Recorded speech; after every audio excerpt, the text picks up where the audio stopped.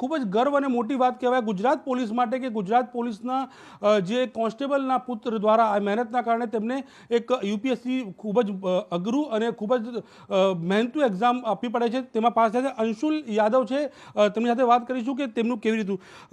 અંશુલ, સૌથી પહેલાં તો અભિનંદન આપને. Thank you.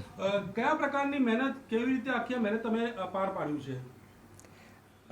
મેં બહુ મહેનત કરી હતી આ એક્ઝામ માટે અને એટલા માટે આપણા સરકારથી બહુ સહયોગ હતો.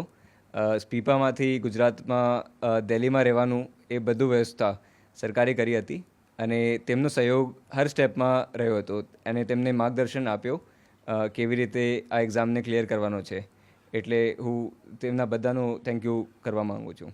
અચ્છા, ખાસ કરીને સૌથી પહેલાં તો કે આપનો કેવો રેન્ક આવ્યો છે અને હવે શું આપ આગળ વધશો, કેમ કે એવી વાત છે કે 473 આઈપીએસ પૂરેપૂરી શકે, તો કયા પ્રકારનું આપને હવે લાગી રહ્યું છે આગળ? મારા પપ્પા પણ પોલીસમાં છે, તો મેં જોયું છે કે પોલીસનું કાર્ય કેવું હોય છે. એટલે હું વધારે એક્સાઇટેડ છું કે આઈપીએસ મળશે તો મને આ ચાન્સ મળશે કે હું મારા ડિસ્ટ્રિક્ટને ક્રાઇમ ફ્રી બનાવી શકું અને લોકો સુરક્ષિત મહેસૂસ કરે એવી વ્યવસ્થા કાયમ કરવાનો છું. અભ્યાસ કેવો હતો, શરૂઆતમાં શું કર્યું આપ્યો અને શામાંથી પાસ આઉટ થયેલા, કે આઈઆઈટી કરેલો છે આપે, ક્યાંથી શું છે?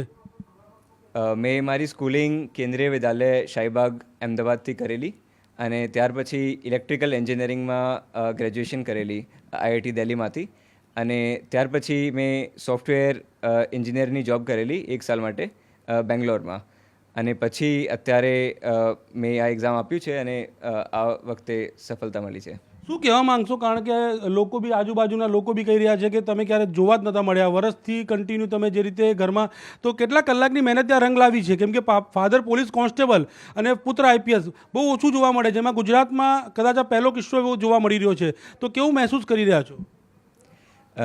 અમારા બધા પડોશીઓનો બહુ સપોર્ટ રહ્યો છે એમાં, ખાસ કરકે અમારા પડોશીઓ સામે રહે પડોશીઓના એમને માર્ગદર્શન આપ્યું અને એમનો આશીર્વાદ તે મારા માટે પ્રેરણા સ્ત્રોત થાય છે. એટલે ક્યારેક મને ડિફિકલ્ટી થાય તો એ બધા લોકો મને સપોર્ટ કરે અને એ જ મારી આશીર્વાદ રીતે કામ કર્યું છે. શું પસંદ કરશો, ગુજરાતમાં રહેવાનું કે બીજા રાજ્ય પસંદ કરશો? જો ગુજરાત મળશે તો એ વધારે સારું થશે, કેમ કે મારી સ્કૂલિંગ બધી ગુજરાતથી થઈ છે, એટલે ગુજરાત મને સારું ગમે છે. જે કોન્સ્ટેબલ છે સુભાષ યાદવ, તેમની મહેનત અને જે ગુજરાત પોલીસનું તે જે ક્યાંક ને ક્યાંક આભાર માની રહ્યા છે કે તેમને સમય બી આપ્યો છે પરિવારને અભ્યાસ કરવા કે ગમે તે રીતે એ લોકો સમય આપી શકે. તમે પોલીસ કોન્સ્ટેબલ છો, કેવું ફીલ કરી રહ્યા છો? ગર્વની વાત છે ગુજરાત પોલીસ માટે. બહુ ખુશી સર, અમે આપ લોકોના આશીર્વાદથી બધાને પાસ થઈ ગયું, એટલે બહુ મહેનત કરી છે બાબાએ. અચ્છા, એટલે કેટલા કલાકની મહેનત હતી આ પુત્રની? એ તો 10-12 કલાક ડેલી વાંચન ચાલુ રાખતો.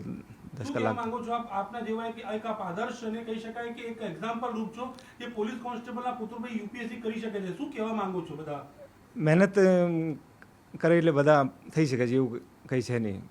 એમને બહુ મહેનત કરી છે, એટલે દિલ્હી આઈઆઈટીમાં પાસ થઈ ગયા ત્યારે અહીંયા બી